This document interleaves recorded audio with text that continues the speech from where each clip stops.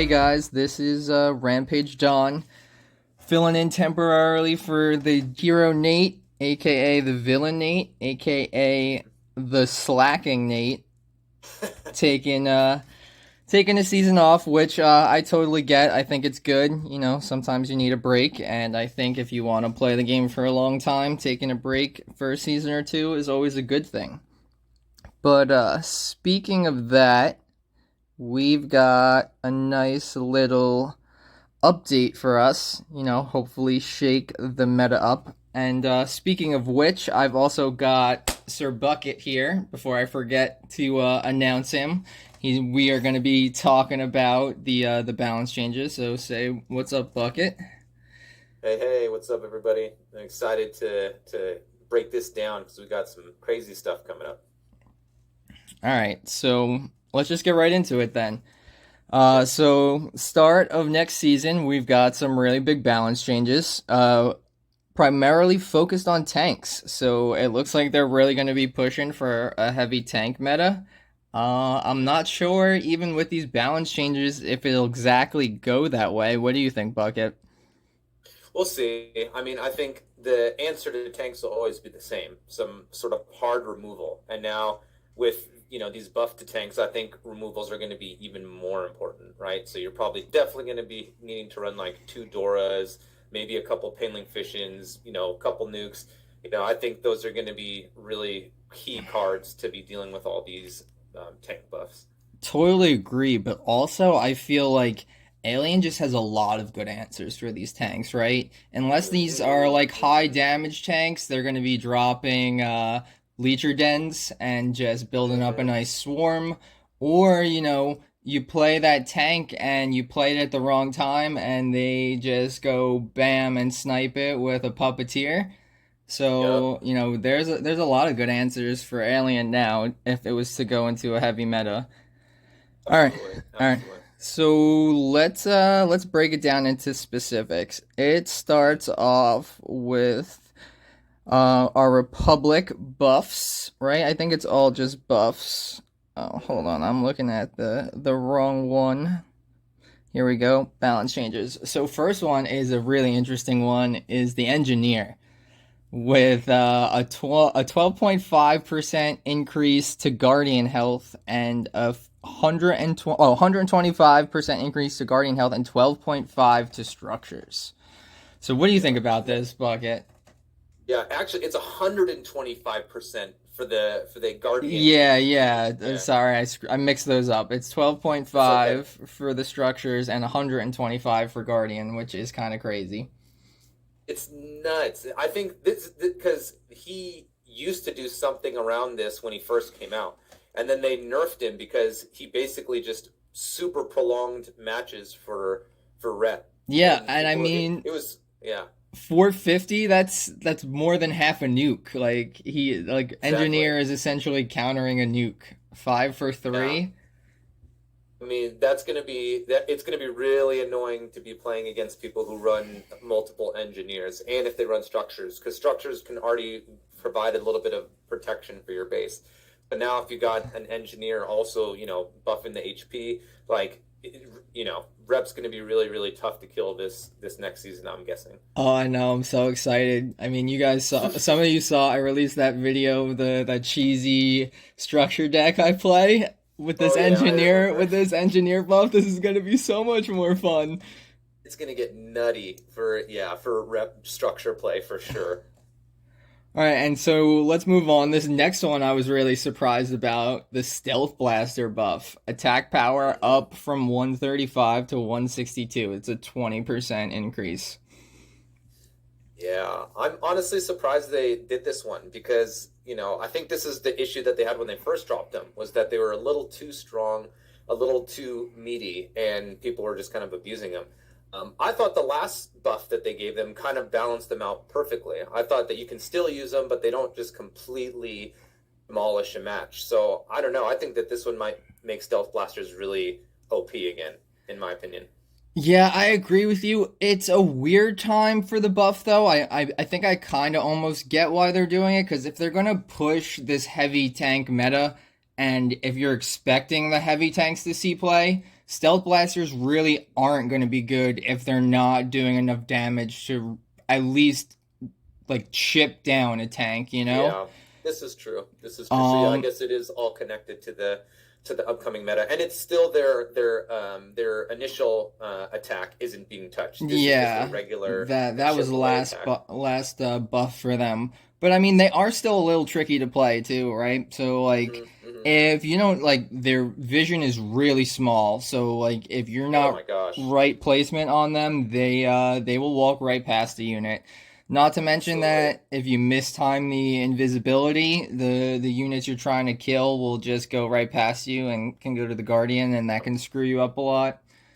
Yeah, they definitely take some finesse to use correctly in a match, you know. But when you get them right, then they're pretty darn awesome. I'm finally actually running them again this season, so to see this buff actually come in, I'm like, oh, cool, this is perfect. Yeah, I've been running like a Commander Cheese style Republic Nice. deck with like three blasters, I think one or two snipers, and one or two stealth blades. You know, no one at the higher levels respects a commando for the stealth blade, and they just never They block don't see it. it coming. You get a Nope. lot of free wins. It's pretty funny. Like, all right, let's keep going though. All So right. on to Gaia Neutral. We've got another one of my favorite cards getting a Yeah. buff, which I can't believe because honestly, like when they buffed it last time, I thought the card was already really strong. It kind of Right? doesn't see much play because of how against heavy tanks the meta is right now, but if you're not ready for a tracker and people play it right, Oh my God. it'll already mess your day up. So now the fact that Mhm. this skill like doubled in power is insane. Is I mean you turned me on to Tracker actually. I used to like, completely skip on him, and then after seeing a couple of your awesome plays, I started using him. And when you have a tracker that's just teleporting all over the field and just causing absolute mayhem like that, you just get sold, and you're just like, oh my God, that was so fun. So it's just a fun card, and then to have him get the buff, you know, I'm excited to honestly see more cool Tracker plays because it's a really interesting card in my opinion. Oh yeah, and you know things are gonna get really spicy when people try and Doramorph or Painlink Fission and you teleport out of it. Yeah, That's I've gonna done be that once. fun. Wait for those It's kind a of great replays. feeling. There's gonna be tracker highlights all over the place. You either play that Oh yeah. answer immediately, or you kind of have to play around it like an Anna and force that teleport, Yep. Exactly. and then play it. Yeah. Oh, So I'm excited. so another one. I'm gonna guess that this one is probably based around this tank meta too, right? Because without this buff, you know, he's not going to really see a lot of play if it's a heavy tank meta. And Goliath's Mhm. attack power going up from 333 to 375. So not a Yeah. huge buff, but like I think Goliath's already a pretty strong card and doesn't really need that much backup to overwhelm a whole lot. And Definitely. now it's just getting stronger. Yeah, yeah, I agree. I mean, it was already a great card, I think, after its last buff. And it's a card that I always enjoy because there's always going to be people who run spawners as well. So it's an answer for that. But yeah, giving this little bit of a boost, I think you're right, does keep it still relevant in this new potential meta. So, you know, he's another card that I love running. And when you can pull him off right, he's just like absolutely devastating on the field. So yeah, it'll be fun to see him tear it up even more. All right, so you know, I love all these kind of off-meta tanks here. So minor mech, we memed about this a little bit. So HP going up. I already thought minor mech is a pretty beefy card, and for it to get almost another 1,000 HP is kind of crazy. 17.6% increase in life, and movement Yeah. speed brought back down from 6.5 to 5.5. Something that me and you kind of meme about a lot on the side that you know, Mhm. most of the time, unless a unit is already really fast, a movement speed is really never going to be a buff. I'll take a slower movement speed over an Absolutely. increase in movement speed any day. Absolutely. I mean, the best way to build up, you know, a nice, good, solid push is with units that are either the same speed or a couple that are slow in the front, you know. So giving something, it kind of makes things feel wonky when you speed it up because now it's not moving at the same speed or not moving at the same rate that you had it before. So I think this. I'm glad that they listened, and I'm glad that they figured it out because that honestly is one of his strengths. Is that nice slow speed that you can use to really build up an insane push. Yeah, and I mean, if your argument is that it's too easily kited, like that's the point of like building a push, right? You play a card and then you play cards that can play off its weakness. So Exactly. minor mech is nice and slow and okay, it gets kited by geckos or like vines or something like that. But you got to play something that's usually like a long range AoE damage behind it and you clear Exactly. it out, Exactly. and he's Yeah. huge life and does a ton of damage itself. So he's gonna get that push to the Guardian, and you gotta back him up. You can't just play it Absolutely. alone. Exactly. So, and that's true for any Yeah. of No. these, No. He's not these a win condition. big tanks, right? It's you can't just play the tank and expect to win. You gotta support it in some kind of way. Exactly. And the thing is yeah, with all these removals, you really have to play tanks with a backup in mind, right? Yeah. So although you're using them, you should be building up things behind him and having your plan A and plan B and plan C so that you know what to do next, right? Yep. Sometimes playing a tank is just a diversion too. Like you're maybe just trying to draw out, Tada or a removal, so that way you can do your real push.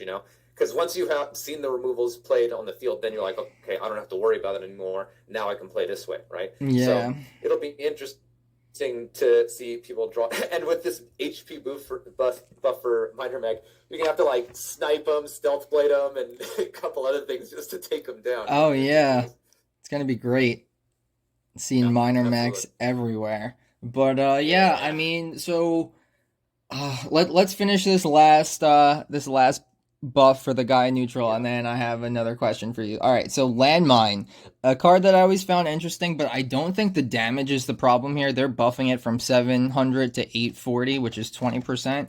Honestly, I just Mm, don't think for two it's worth it. You either have to play it really close to your guardian and hope to like chunk a tank and not just a tubby, or mm. kind of time it right and you can get one or the two units that are out of Guardian range. But for two, I don't know, there's just better cards, or like even a three soul card that I'd rather play and just wait for. Then Exactly. I Exactly. think Landmine, maybe it'd be too broken at one, but I think they need to at least try it, especially because, it's considered a structure, so if it takes damage, it can be destroyed. So any kind of random Yeah. AoE damage that's close enough is just blowing this up, and it's a wasted card. Exactly. And that tends to be the case, right? You rarely just have a bunch of single unit attackers. Like there's usually at least one AoE in the mix, right? And if they're in there, then they're going to screw all that up. So yeah, I agree. For two, I still wouldn't rock it even with the damage buff. I think I said this before, yeah, with you that it needs to be one for me to even consider it. Hmm. Um, because it's a weird card to play. The fact that it has HP and such. So you know, yeah, I think I don't know if we'll see too much more landmines. I want to see some play on it just to see how people use it, but we'll see. All right. So, question for you. We've been talking about how, the single target removal or targeted removal is going to be a lot bigger if this tank meta happens. So, do you consider then like a tank meta and this targeted removal potentially a higher skilled meta, because you're going to have to be like managing your soul a lot better, and also, card counting in a sense. You really got to keep track of how many removal spells or tank counters, have been played. And Mm, so, if you're playing casually, you're not always really counting cards or keeping track of other players' soul. You're kind of just worried about yourself and playing your mm. game. Yeah, yeah, totally. I think your people are going to really think about type matchups now, because like you were saying, Alien has just so many answers, right? So if you try and play against an alien, a decent alien user, right, and you're just throwing down tanks, like not even considering anything, then I think you can put yourself in a real spot. But then if you're playing something like Beast, you know what I mean, which has zero removals, then it's a free for all. You can pretty much draw up all the tanks that you want and just see how it plays out. And hopefully they have an answer. And if not, then they're in trouble. So I think the matchups are going to be quite interesting now, and I think people have to think about it a little bit more about what you're going against and whether you can play tanks or not.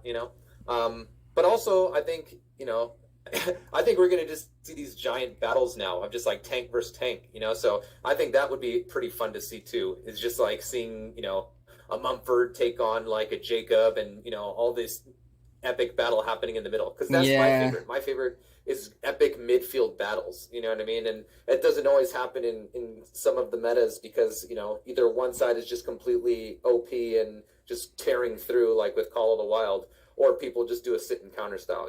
So I hope this pushes more people to not just sit back, because if you do, then you're going to get swarmed by tanks, and just more midfield battles and more like epic fights, if you know what I mean. Yeah, that could be exciting. Hopefully it doesn't push in the opposite direction and everyone's just waiting to counter with a tank to block their guardian. Right.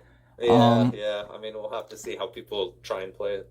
so let's move on to probably the most controversial of the current factions in Beast. Mm-hmm. So we won't get to the nerfs. We'll start with the buffs. We'll go in order here. We got Salamander. The aura is going up from 116 to 149, which is a 27.5% increase in the Mm-hmm. DPS, and then attack power going up from 119 to 149, just a 24.3%. So I think Yep. this kind of just goes in line with what we've been saying before. If you're gonna buff some tanks to force a tank meta, you kind of have to buff all the tanks to make sure they're at least doing enough to trade back and forth and chip, and not just help someone else build up a huge push because you slap like a wet noodle.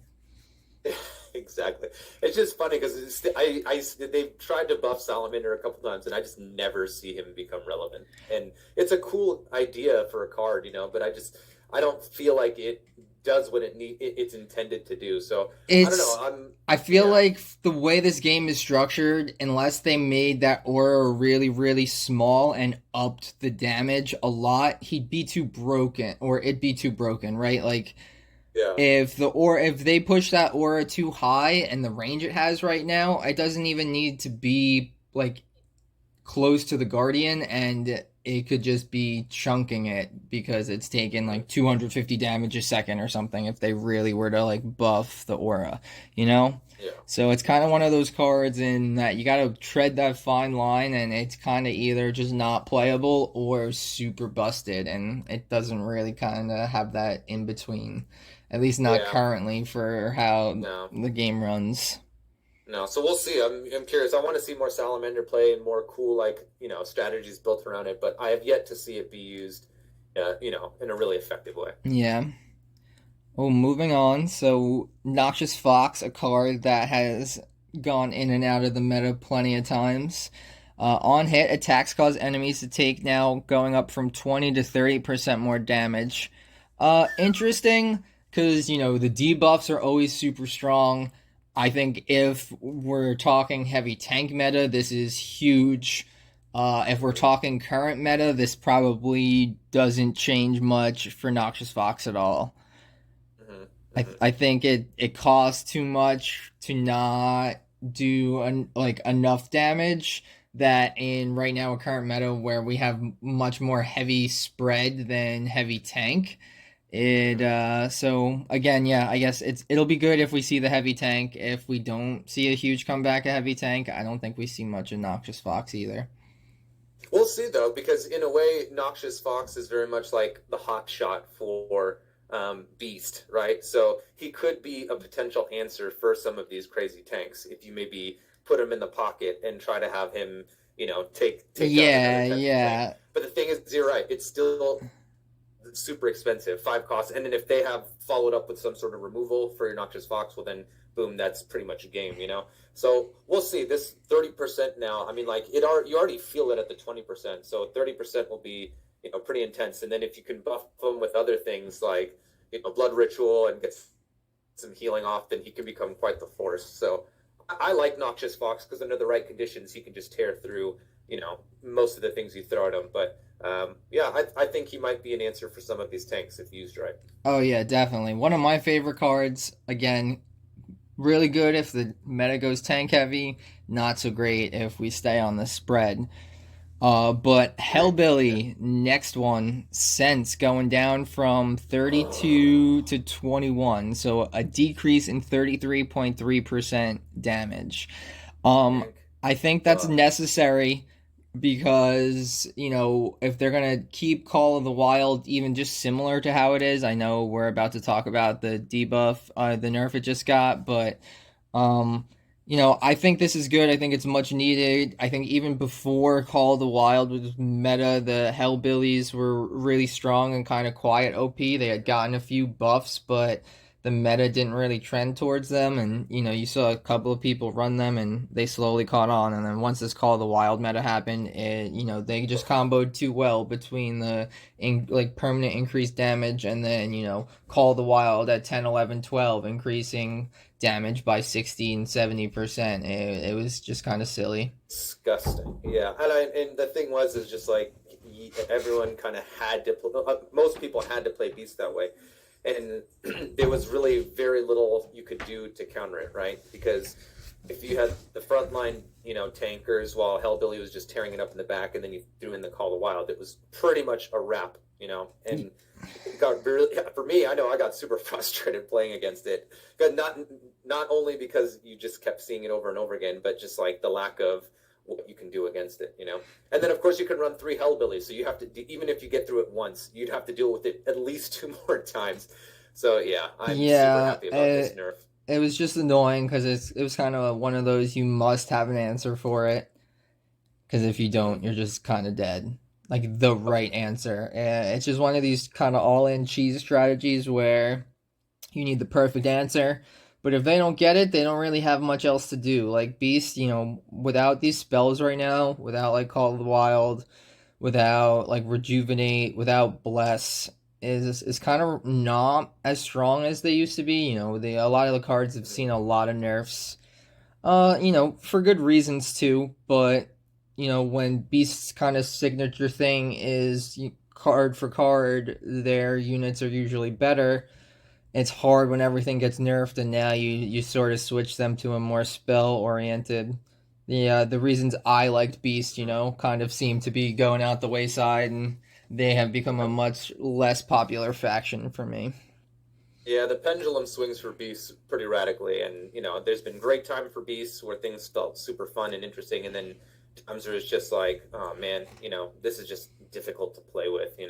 So I'm hoping, yeah, these things fix it up and we see a little bit more change up of strategies and styles. Yeah, the one nice thing though was with everyone playing Call of the Wild Hellbilly strat, you could really catch someone off guard if you had a half decent beast deck with a slightly different strat. I will say I Oh, got yeah, a couple of oh, cheese it's me, wins yeah, in absolutely, there, here and there against some people. yeah. Um, all right, let's move on to our last faction in Empire. I'm excited for a couple of these buffs here. I've already been playing a couple of these people. Ida, attack distance up from 13 to 16. I think that's huge. She's outside of Guardian range now. Oh, finally! I was hoping that this buff was gonna come, and to the fact that it is like making me so happy. I know it's great. She was already really strong, and you combine her with any kind of support, either like a healer or a spell. She can melt a guardian or a Oh couple of man, big units. yeah, Now that she's gonna attack from outside of guardian range, she went from like a pretty dangerous must answer threat to an absolute must answer threat, and yeah, she's the got a little power bit of self house. defense with the active too, stunning everything around her. So Hmm. you kind of got to bait that out before you drop explosive units because she could just stun them and destroy them before And her they and they her kill her. HP is already decent too. She Yeah, can she's tank tanky. most hits and still stick around. So she's gonna have you're gonna have to really have some answers for her. So I'm gonna say after this season, I wouldn't be surprised if they one either revert her range or two, which is probably more likely now that they've buffed her range, is they will nerf her HP. She's got a Hopefully, lot. She's kind of tanky, and I don't think she's yeah. supposed to be tanky. I think the reason she's got that HP is because they want her to tank a couple of Guardian hits. Hmm. So the fact that she's out of it now, that means that she's going to be able to defend like your archer or your mage because you try if you have them next to each other and you miss time an explosion or like anything but a spell and she could stun it. So Absolutely, absolutely. So yeah, exciting stuff for Ida oh this yeah, upcoming going to season. be a really strong unit. And then the next Mm-hmm. one, Times, a unit that I already think is pretty strong and kind of underplayed. I've been playing it in my deck. I've been running Times and Jacob after his buff. Two heavy tanks, Mm-hmm. but low cost deck still. But HP going up from 48.45 to 53.13, which is huge because I already thought she's a pretty beefy unit, getting almost a Mm-hmm. 10% buff, 9.6% in HP, and just regular attack power, which I don't think makes that much of a difference. You're not using times for her auto attacks, No. 281 up to 313, so an 11.3. That's whatever. She attacks a single unit. I don't really see that being the reason why you play times now. You're not like, oh, her damage is up. Now I'm gonna play her. The Yeah. No. HP buff is the big one, and you're playing around her active ability, which is a huge just AOE damage attack. Exactly. Exactly. Yeah, and being able to keep her around, the longer that she hangs around in the field, just like the more devastating she becomes, right? And combine her with some Empire spells, like you can easily throw some Spine Shields on her, even though I can't stand that card. But you can use that. You can buff her with the shield. You know what I mean? And or you can even warp whatever it is that she's fighting, and then if she comes back with her special ability, she's just gonna absolutely wreck whatever's there. So Yeah, or she just getting her to she's the yeah. Guardian with that spell too. Yeah, absolutely. So, she's going to be a must answer for sure as well. And yeah, it's one of those cards that like if you don't if the like I'm saying, the longer she's there, the more problem she's going to cause you. And with more HP, it's just going to be even tougher. Yeah, so should be fun. Expect to see a lot Mhm. more times. Yep. All right, and our last few, I think all buffs here. We're moving on to the Eden neutral cards. Hilda going up in attack power, 247 to 281, 13.7. Uh, this falls in line with just buffing all the damage of the heavy tanks. If everything's getting HP and damage buffs, Hilda kind of needs it too. Mhm. I mean, we'll see. Rarely do I see Hilda, but when I've seen a Hilda like really used well, then it's like it's a pretty hard to win condition, but it can be Yeah, pretty devastating. but Hilda's win condition is building up that HP, right? So I don't Exactly. feel Exactly. like it's nice. Like, who's gonna complain about a damage buff, right? But I don't think that's the difference maker again on Hilda. If you weren't playing Hilda before, you're not gonna be playing Hilda now because she got Exactly. this 13% damage There's buff. things that just shut her down really quick. Just some Terminites, is a Yeah. perfect example of a card that just shuts that card down completely, and she's also just a single unit attack. What would be really cool is if they added some sort of like ability for Hilda, like even like a temporary stun of units around her or something like that, because I feel like although her ability is like the buffs that she gets as you get more sense units, it's usually not enough to just like win the game for you. Yeah, that's true. But I really don't like as much like I'm gonna be hypocritical here because I play them, but like Jacob sometimes single handedly wins me games. Just I have him at level 10, drop a level 10 Jacob. I can drop like a punch tank or just any kind of unit with Jacob a lot of the time, unless someone has a perfect answer, which we might be seeing a lot more of the targeted removal now. But people aren't playing it, and Jacob just wins a game sometimes right off the bat. Oh, absolutely. He definitely can. Yeah. He needs a removal. Yeah. And especially by the time if it starts attacking your guardian, like there's really not a lot you can do. It's a tough card. Yeah, and I don't like cards that can do that, like a Shadow Assassin or whatever they are, for soul cost card. I That know. card single handedly wins you the game if you don't have an answer or can stop it. I mean, I It's pretty understand that there's a frustrating. counter for it, but I don't think a single card should be able to take out full Guardian damage. I completely agree. And it's annoying because some people will just like they'll mana count and they'll just wait to see that you've played too much and then they just drop them on the side and knowing that there's really very little that you can do to block it. And I'm like, well, that's it. That's the game. Yeah, but a good counter to that is this upgrade to Doom Tower. Shockwave range, much needed Yeah. upgrade from 8 to 12. I still think it should be a little bigger if people are really going to play it, but we shall see. And then the damage interval increased from 2.5 seconds to 2 seconds. So Doom Tower getting a really big buff here. I think kind of late. If they're really pushing for this heavy tank meta, you're really not playing a Doom Tower. You wanted this Doom Tower in this Call of the Wild Beast meta. Mm. Well, what I'm hoping is that yeah, that would have been, a really good answer for this season. What I'm hoping is that at least with Doom Tower, you can maybe play it in the pocket, because I think before you could play, if you played it in the pocket, it wasn't enough to reach the units that were attacking from the front. So hopefully you True. can drop it in the pocket and still take out the units that are attacking it in the front if you're getting swarmed. But if it's Yeah. this big meta, you know what I mean, with big units, then you're right. It might not really do much, but we'll see. I mean, for an epic card, it really should have had a buff a long time ago and become more relevant. So, Yeah. yeah. It's kind of just a Well, waste of an epic card, especially a neutral one. Just hurts both factions not having like access to an extra epic. yeah, absolutely, absolutely. Mine's gotten so leveled up just because they keep tossing them your way. Oh, I know. So Faceless Saint getting a buff, HP up from 4614 to 5060, 9.6%. And then the passive shockwave damage up from 165 to 221. That's a 33.9% increase, Decent. which is pretty big. And then movement speed reduced again from 6.5 down to 5. So Faceless Saint moving really slow again. I think that's good. We Hmm. already talked about the reasons why for that. HP buff huge because Faceless Saint was already a fatty. Remember, these are all the lowest levels too, right? This is Yeah, like so they'll scale up. yeah, this is base level. So all these are going to be increased at level 10, 11, 12. They're just going to be these Yep. huge tanks. Hmm. I think the biggest thing here is the shockwave damage, right? Absolutely. Just going Yeah. up to over 30%. Definitely going to help clear some of the little guys. Again, I think that buff would have been better in this current meta than the heavy tank meta they might be pushing for, but who knows? I could be Hmm. wrong. The buff may Hmm. just be enough for Faceless Saint to have enough damage and be a staple in the meta. Yeah, we'll see. I'm just realizing now with everything that we're talking about, and including Faceless Sin, I bet we're going to see a huge increase in the Snowy Owl Fighter.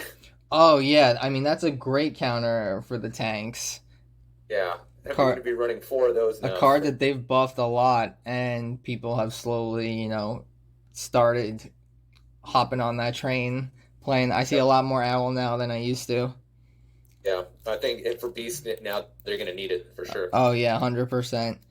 Uh, so Geo Giant, one of the newer cards and a card that's been getting buffed over and over again, which I think it's needed. It's an interesting card. I get why they started it off weak and trying to make it fit.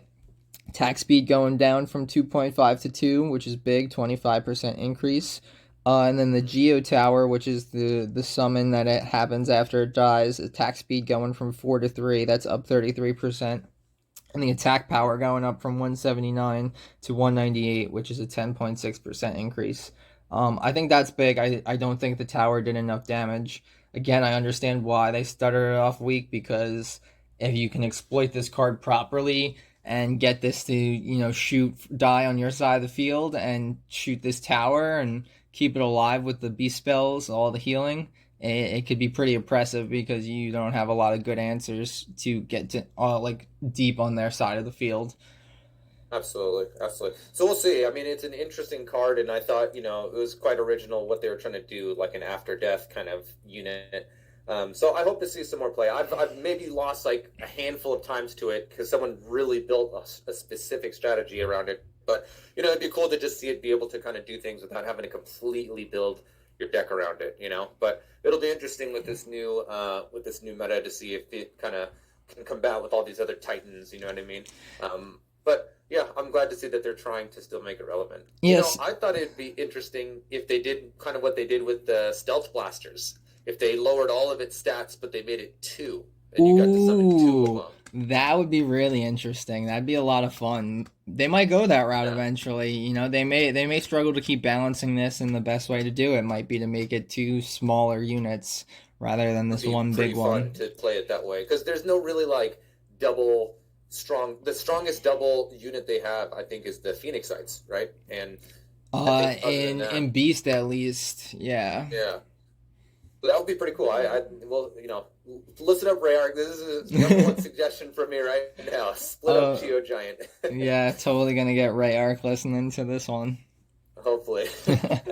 All right, so that's it on the buffs and nerfs. You have any final thoughts before we go? Yeah, well, I got one, I gotta send out a little bit of a sad, dedication to my Lupine Warriors. I know we kind of glazed over those, but Oh, I just, did I skip that? we did. I almost didn't want to say anything just because I'm just so sad. But yeah, it was a couple just real quick and beasts. Obviously they reduced Call of the Wild, right? Oh, right, I Which forgot. We skipped over that one too.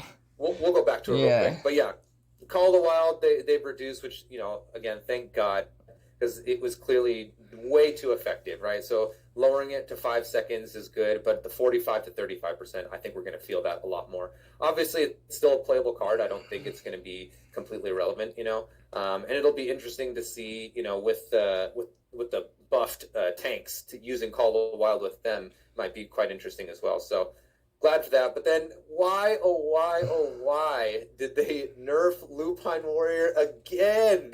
This Yeah. is like nerf number 5. Like this is ridiculous. Yeah, I'm not really sure why I didn't see a whole lot of it this season. I've seen a lot more Wheeze, I've seen a lot more Wormlings. Not sure why Lupine Warrior got this nerf. And then also to go back to Call of the Wild, yeah, I don't think Call of the Wild was definitely a part of the problem, and it's good to see it nerfed. But the combination of the Hellbilly Call of the Wild just had It's just just way busted. too much damage stacking, and so the combination of them was just too strong. It kind of forced everyone to play that because you were just kind of handicapping yourself if you weren't doing that in Beast at the moment. Pretty much. Pretty much. And but yeah, so Lupine Warrior, why I don't get it. It's still not a bad. I didn't think it was a bad card. I by no means I think it was a super strong or even like a must run card in Beast.